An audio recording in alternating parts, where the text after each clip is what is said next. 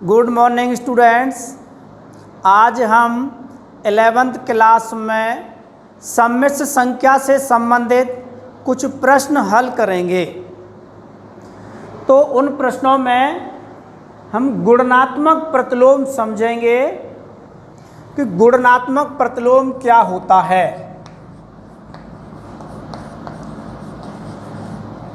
गुणात्मक प्रतिलोम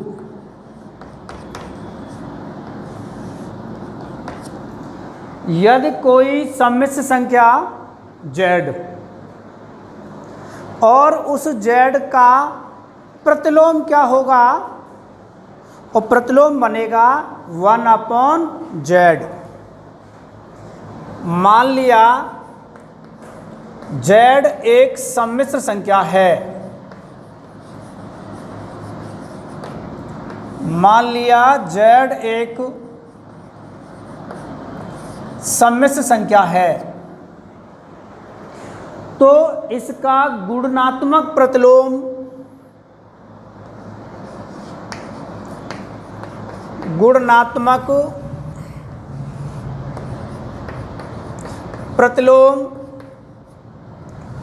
और वो कहलाएगा 1/z। 1/z। इस 1/z को हम z की पावर -1 अर्थात इसे हम z इनवर्स पढ़ते हैं। z इनवर्स पढ़ते हैं। जैसे किसी भी संख्या का प्रतिलोम ज्ञात करना हो, उस प्रतिलोम का नाम इनवर्स होता है। जैसे 2 की प्रतिलोम संख्या 1/2, इसी प्रकार z की प्रतिलोम संख्या 1/z, और नीचे वाली z को ऊपर ले जाएं तो z की पावर -1, और -1 को हम इनवर्स पढ़ते हैं। तो हम एक क्वेश्चन इस पर आधारित हल करेंगे। z = 3 + 4 iota. z = 3 + 4 आयोटा का गुणात्मक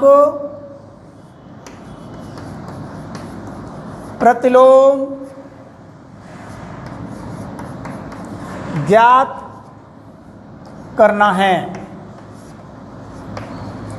इसका हमें गुणात्मक प्रतिलोम ज्ञात करना है। तो देखो, z का गुणात्मक प्रतिलोम को क्या कहते हैं? z इनवर्स कहते हैं। z inverse. तो इसको हम आगे लिखेंगे 1/z, और 1/z का मतलब हो जाएगा 3 + 4 आयोटा। तो 1/3 + 4 आयोटा, ये जो आयोटा शब्द है, अक्षर है, वो अपॉन में है, नीचे है। इसको सरल करके ऊपर पहुंचाना है। इसलिए पहुंचाना है क्योंकि सम्मिश्र संख्या a + आयोटा b के रूप में ही होती है। तो इसको हम सम्मिश्र संख्या बनाएंगे। सम्मिश्र संख्या z एक सम्मिश्र संख्या है, तो उसका गुणात्मक प्रतिलोम भी एक सम्मिश्र संख्या ही होगी। तो इस नीचे वाली संख्या का परमेयकरण कर लें। परमेयकरण कर लें। क्या होता है परमेयकरण? 3 - 4 आयोटा अपॉन 3 - 4 आयोटा।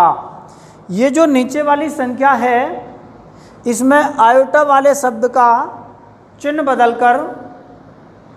दिया। आयोटा वाले यानी काल्पनिक भाग का चिन्ह बदलकर ऊपर नीचे गुणा कर लेते हैं। तो अब ऊपर वाली संख्याओं का गुणा ऊपर करेंगे तो 3 - 4 आयोटा बन जाएगा, और नीचे a + b and A minus B, और ये बराबर होता है A square minus B square वाले सूत्र से। तो पहली संख्या का स्क्वायर माइनस दूसरी संख्या यानी 4 आयोटा का स्क्वायर, तो Z inverse is equal to 3 minus 4 iota, 3 का स्क्वायर 9, 4 का स्क्वायर 16 और आयोटा का स्क्वायर बन जाएगा 3 माइनस 4 आयोटा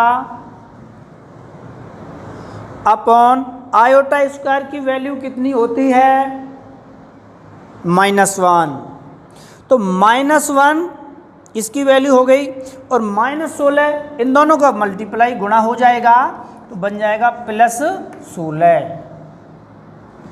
9 और 16 25 हो गए और ये दोनों भाग अलग अलग कर लें, 3/25 -4/25 आयोटा, ये हमारी गुणनात्मक प्रतिलोम संख्या कहलाएगी। क्या कहलाएगी? गुणनात्मक प्रतिलोम संख्या। तो 3 + 4 आयोटा की गुणनात्मक प्रतिलोम संख्या 3/25 -4 आयोटा/25 होगी। इसी प्रकार अब हम नेक्स्ट क्वेश्चन हल करेंगे।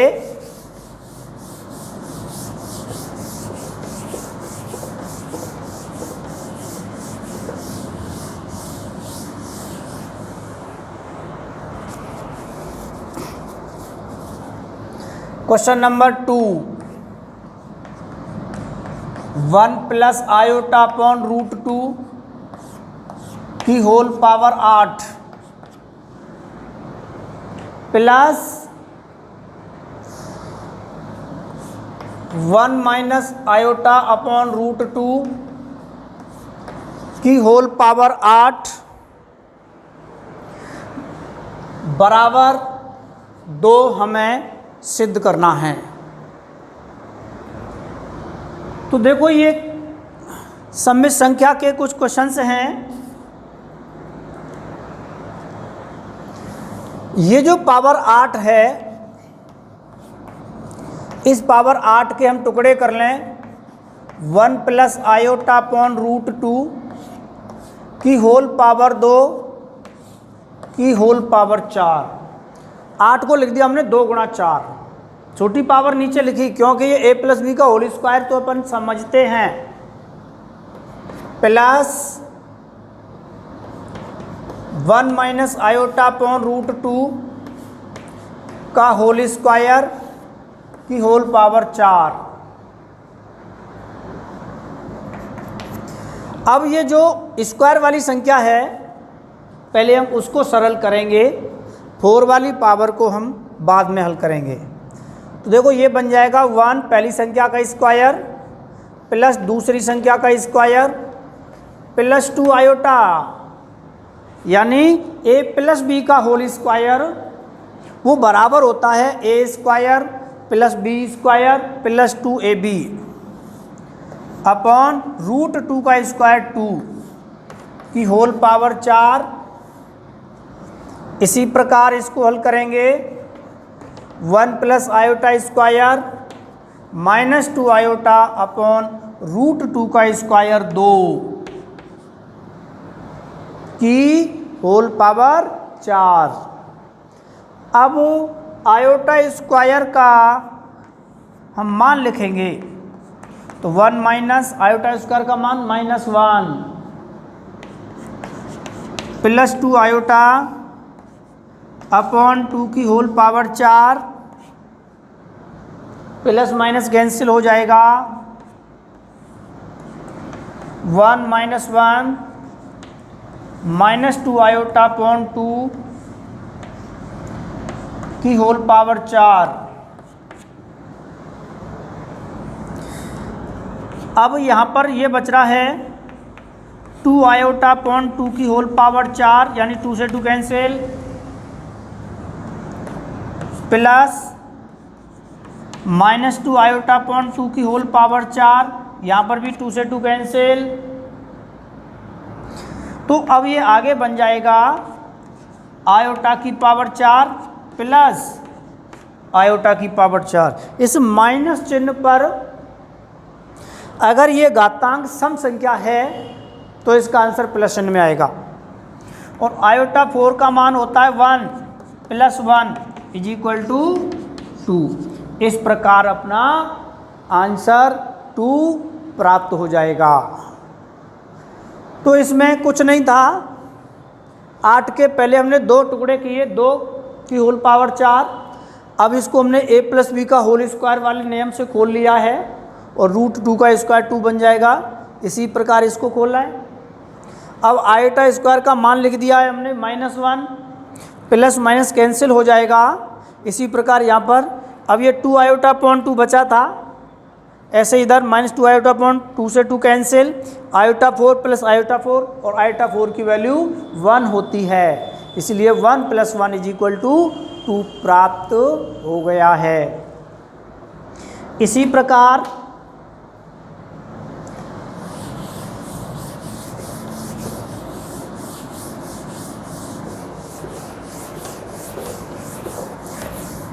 हम एक और नेक्स्ट क्वेश्चन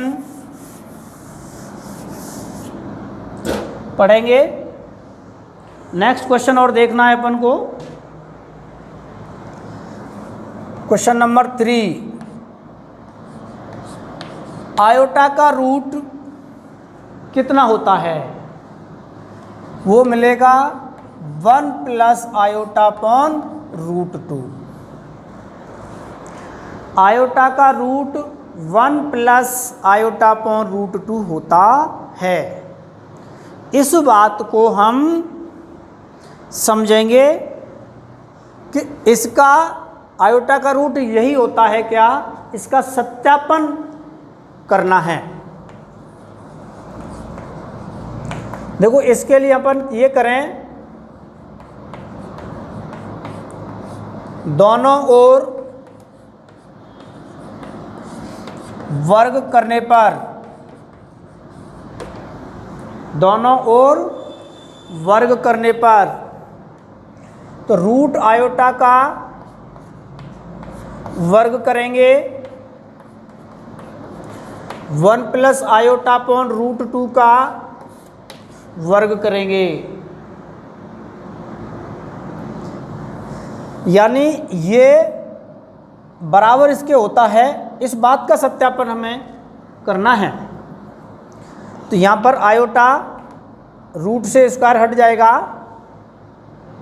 ये बन जाएगा 1 + आयोटा स्क्वायर + 2 आयोटा की whole upon 2। Iota = 1 - iota, iota square का मान लिख देंगे, तो आयोटा स्क्वायर का मान हो जाएगा -1 + 2 आयोटा अपॉन 2। प्लस और माइनस के 1 कैंसिल हो गए, और यहाँ पर बचता है 2 आयोटा अपॉन 2, 2 से 2 कैंसिल हो गया। तो हमें सिद्ध हो गया ये LHS और RHS दोनों बराबर हैं। तो इसका अर्थ ये हुआ कि रूट आयोटा का मान यही प्राप्त होगा, रूट आयोटा का मान यही प्राप्त होगा।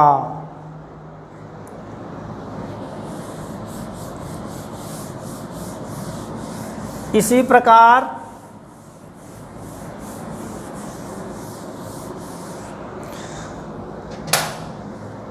Next question, √3 plus √12 iota plus √12 plus √3 iota को सरल करो।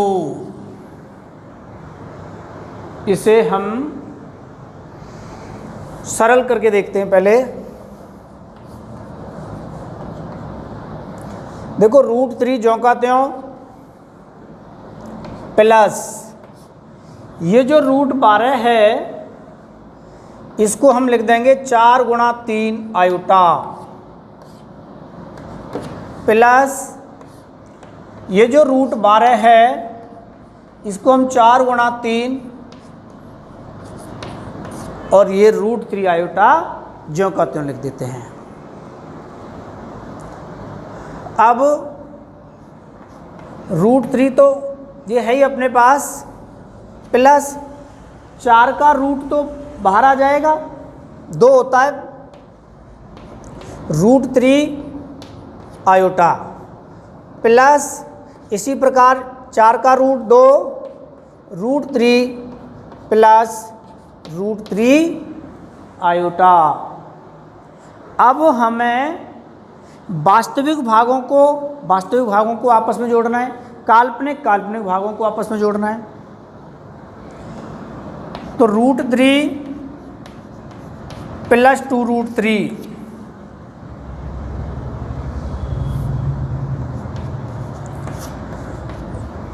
2√3 आयोटा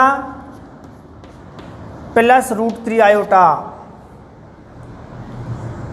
देखो 2√3 और एक √3 ये है तो ये बन जाएंगे 3√3 प्लस देखो ये वाली संख्या और ये वाली संख्या समान है, यहाँ पर ये 2 और यहाँ पर ये 1 तो बन जाएगी 3√3 आयोटा। इस प्रकार यह हमें मान प्राप्त हो जाएगा। तो इसका मान ये मिल गया हमें।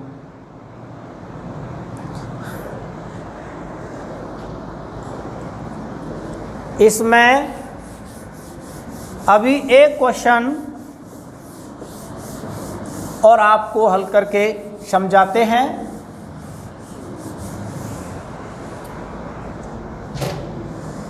क्वेश्चन नंबर 5 है 1 plus iota upon 1 minus iota को a प्लस आयोटा b के रूप में लिखिए।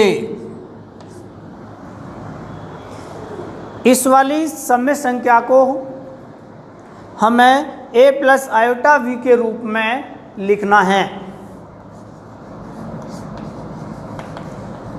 देखो 1 plus iota upon 1 minus iota, इसमें जो अपॉन वाली संख्या है उस वाली संख्या की संयुग्मी संख्या से ऊपर नीचे गुणा कर दें, यानी 1 plus iota upon 1 plus iota, इसका प्रमेयकरण किया है। तो यह संख्या ऊपर बन जाएगी 1 प्लस आयोटा का होल स्क्वायर और ये बनेगी a minus B and a plus B, अर्थात पहली संख्या का स्क्वायर माइनस आयोटा का स्क्वायर। तो अब हम इसका a प्लस बी का होल स्क्वायर खोल लेंगे तो पहली संख्या का स्क्वायर प्लस दूसरी संख्या का स्क्वायर प्लस 2 आयोटा की whole upon 1 square 1 minus iota square. अब हम ये आयोटा स्क्वायर और ये वाला आयोटा स्क्वायर इन दोनों का मान लिखना है 1 माइनस 1, आयोटा स्क्वायर का मान होता है -1 प्लस 2 आयोटा अपॉन 1 प्लस 1। इस प्रकार ये प्लस -1 तो कैंसिल हो जाएगी और ये बचेगी 2 आयोटा अपॉन 2, 2 से 2 कैंसिल, इज इक्वल टू क्या बचा, आयोटा बचा। तो तो इस आयोटा में वास्तविक भाग नहीं दिया है तो उसको मान लेंगे हम 0। तो ये बन जाएगा 0 प्लस आयोटा। 0 तो वास्तविक भाग हो गया और आयोटा काल्पनिक भाग हो गया। इस प्रकार इस वाली संख्या को हमने सरल करके 0 प्लस आयोटा अर्थात a प्लस आयोटा b के रूप में लिख लिया है।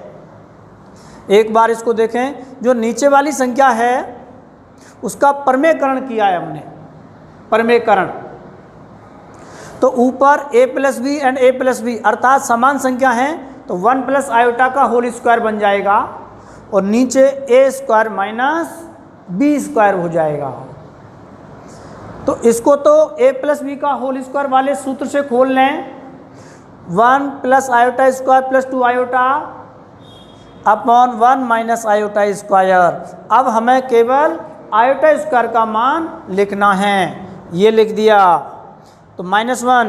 अब देखो यहाँ पर ये माइनस है और आयोटा स्क्वायर का मान -1 होता है तो ये माइनस माइनस मिलकर के +1 हो जाएगा। ये तो कैंसिल, ऊपर 2 आयोटा अपॉन 2, 2 से 2 कैंसिल, तो क्या बचा ओनली आयोटा। परंतु हमें इसे वास्तविक भाग तथा काल्पनिक भाग दोनों ही दर्शाने हैं। जो भाग नहीं होता है उसको अपन 0 मान लेते हैं, उसको अपन 0 मान लेते हैं। इस प्रकार ये काम अपना यहाँ कंप्लीट करते हैं और नेक्स्ट वीडियो में हम पढ़ेंगे सम्मिश्र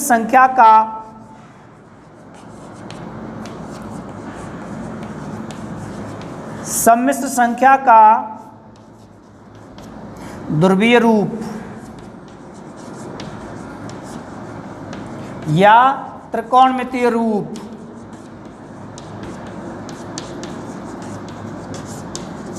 सम्मिश्र संख्या का ध्रुवीय रूप या त्रिकोणमितीय रूप पढ़ेंगे। धन्यवाद।